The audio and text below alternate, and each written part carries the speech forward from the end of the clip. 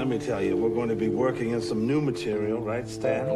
Here we have a double door routine.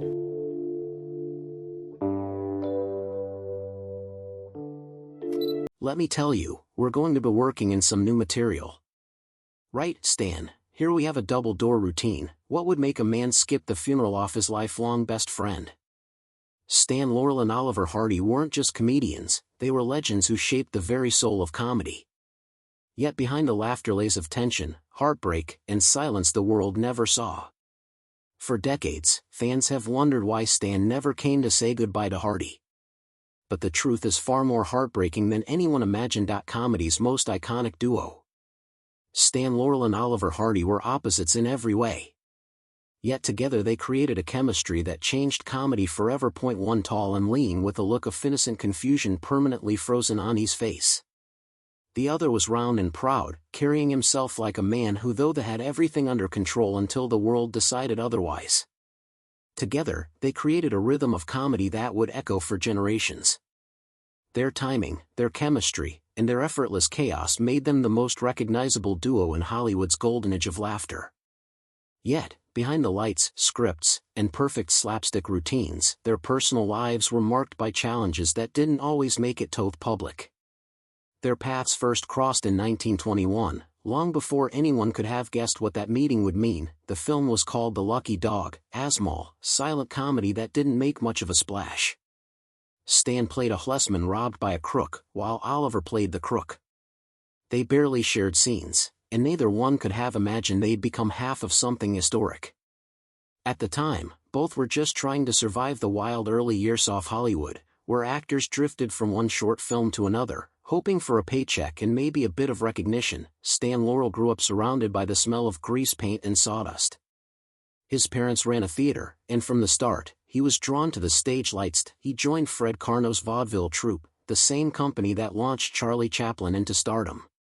Stan worked as Chaplin's understudy, watching closely as Chaplin built entire worlds out of small gestures and silence. It was a masterclass in physical storytelling, and even though Stan didn't know it then, those lessons would become the foundation of everything he later created. When the troupe toured America, Stan stayed behind to chase new opportunities in film. He bounced between small comedy roles and directing jobs, never quite landing on who he was supposed to be. But he learned about framing, rhythm, and how a single pause or glance could make a scene come alive. These were the details that would eventually define his genius.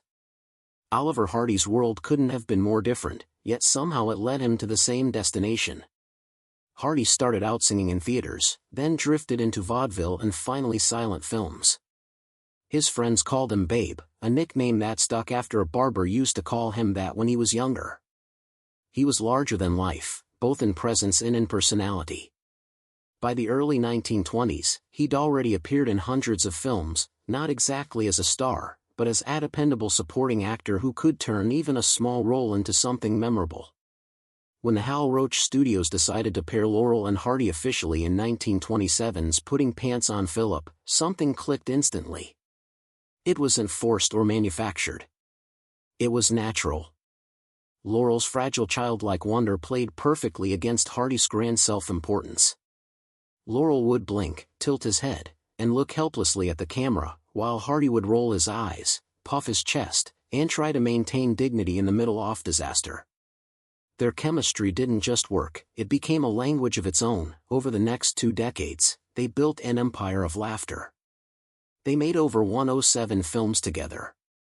And each one was a masterclass in physical comedy. They didn't rely on dialogue or quick punchlines.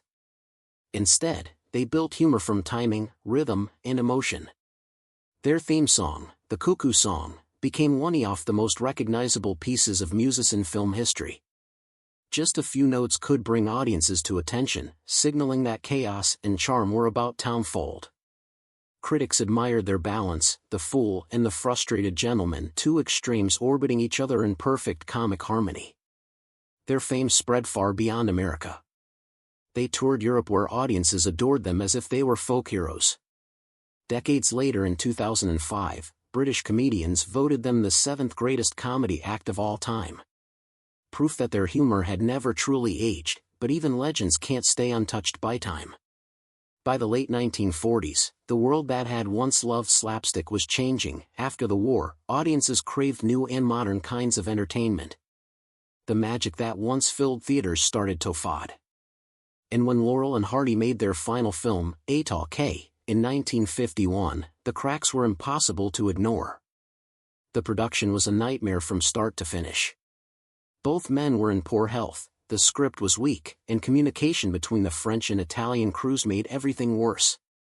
The result was a film that couldn't live up to their legacy. And for the first time, the laughter didn't feel effortless anymore. It marked the end of an era. Not because they'd lost their spark, but because the world around them had changed. Still, even as the cameras stopped rolling, their bond would carry on through triumph, illness, and heartbreak.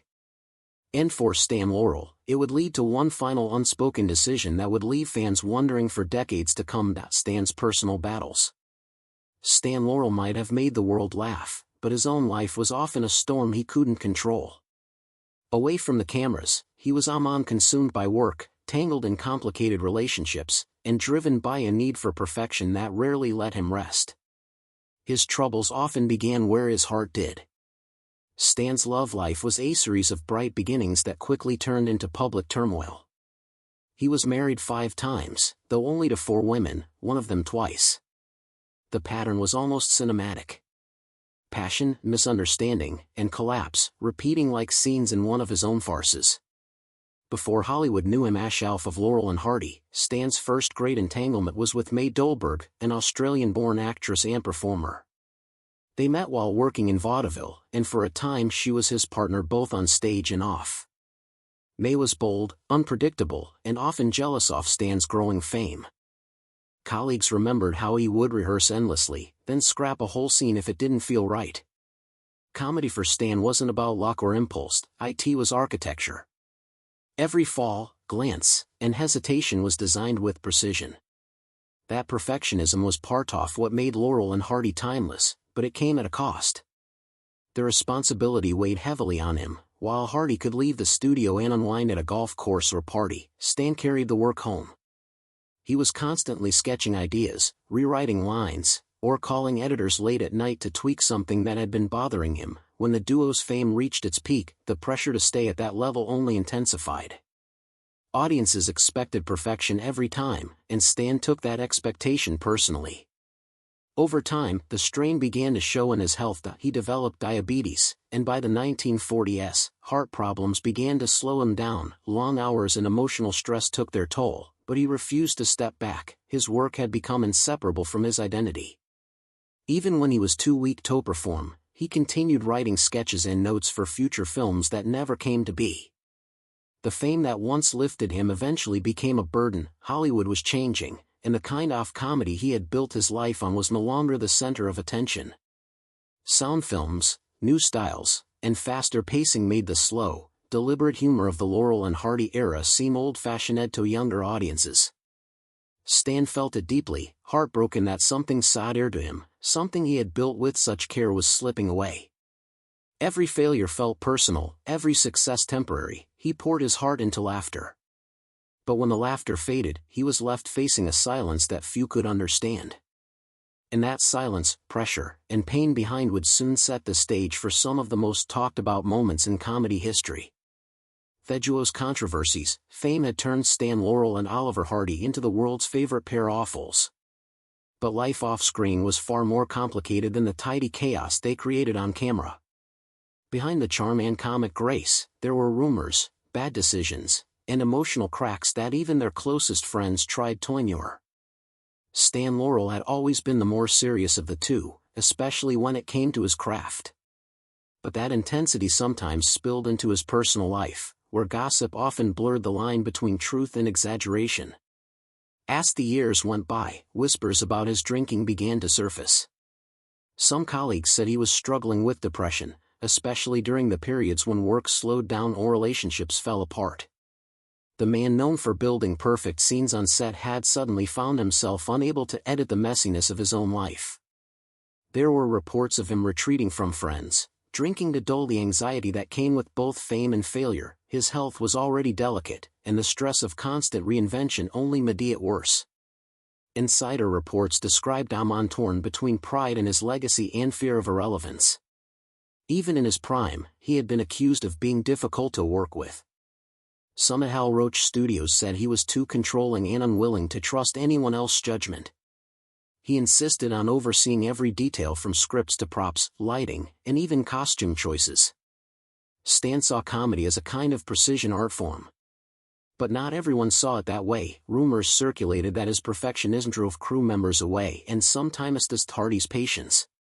To some, it felt like tyranny disguised as dedication.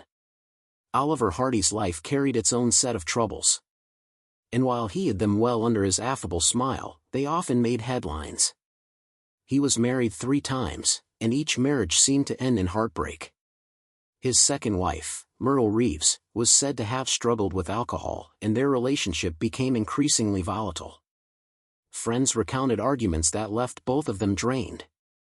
Hardy, though kind-natured and quick to forgive, often found himself caught in cycles of frustration and guilt.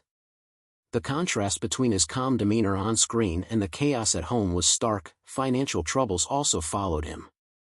He was generous to a fault, known for helping friends and spending freely, but his lack of attention to money led torpedoed difficulties with taxes.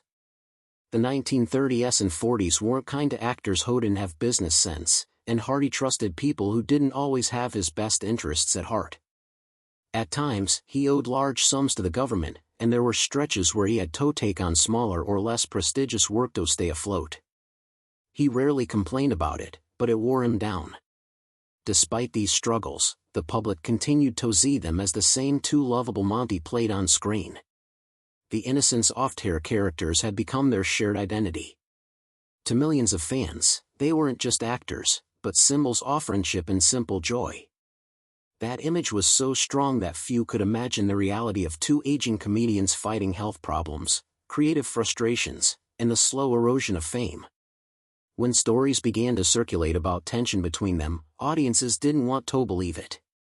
They had built such convincing chemistry that the idea of conflict seemed impossible. Yet their partnership was never one of constant harmony. They disagreed about direction, about scripts, and about who should make the final call. Stan's intensity sometimes clashed with Hardy's relaxed nature. There were moments when they barely spoke between scenes, saving their communication for the cameras, where professionalism demanded it. Still, the affection beneath the tension never disappeared completely. The public fascination with their relationship didn't stop at friendship. Over the years, some speculated that their closeness might have been something deeper. They had spent decades together, traveling, working, and relying on one another more than anyone else. They often shared hotel rooms on tour, finished each other's sentences, and appeared inseparable. To audiences, it looked like a partnership that went beyond camaraderie. Rumors emerged suggesting a romantic element, but there was never any real evidence to support it. Most who knew them believed it was a brotherhood, an emotional intimacy formed by years of shared struggle. Still, the gossip lingered, perhaps because their on-screen chemistry was so natural that people couldn't imagine it being purely professional. As they aged, those lines between public image and private reality grew harder to manage. Both men were dealing with their own problems. Stan with his health and restlessness, and Hardy with his health, too, finances and emotional fatigue. Yet, they kept up appearances whenever they were together. They smiled for photographs, gave polite interviews, and tried to preserve the illusion that Laurel and Hardy still existed in the same way audiences remembered. And as the world moved on, Hardy's struggles would soon grow heavier, taking a toll that no amount of laughter could disguise. Oliver Hardy's tragic decline. Oliver Hardy's decline was one of those Hollywood stories that seemed too cruel for a man who had spent his life bringing laughter to others. The image the world knew, the round, confident gentleman with a bowler hat and a twinkle of self-importance, began to fade slowly, replaced by a fragile version of himself that few recognized. Years of physical strain, poor habits, and the toll of constant performance began to catch up with him, and the transformation was heartbreaking to watch. Hardy's weight had always been part of his screen identity. The size difference between him and Stan Laurel was central to their comedy. The pompous, heavy-set man trying to maintain control while the smaller, clumsy partner ruined everything around him. But off camera, that weight was a lifelong burden. By the 1940s, his size had become dangerous. Reports suggested Wade well